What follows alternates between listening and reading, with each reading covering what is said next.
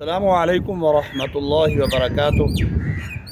محترم سامعین، یہ پرانے دور کا، انگریز کے دور کا دریائے چناب کا پل ہے۔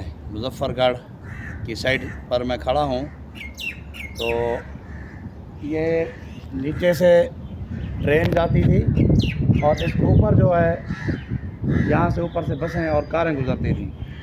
اب چونکہ ٹرین تو گزرتی ہے لیکن بسوں کا جو مسئلہ ہے اور کاروں کا، وہ انہوں نے گورنمنٹ پاکستان کی جانب سے بند کر دیا گیا ہے۔ وہ پلر آپ کو نیچے نظر آ رہے ہیں، بسوں، کاروں اور موٹر سائیکلوں کے لیے وہ نیا پل بنایا گیا ہے۔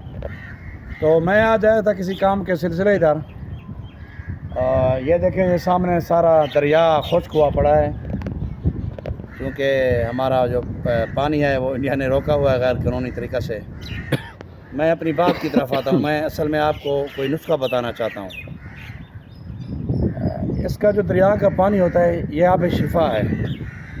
گرمیاں آنے والی ہیں، گرمیوں میں خسرہ ہو جاتا ہے، خسرہ کیچک جسے کہتے ہیں، چھوٹے چھوٹے بچوں کو دانے نکلتے ہیں لیس دار۔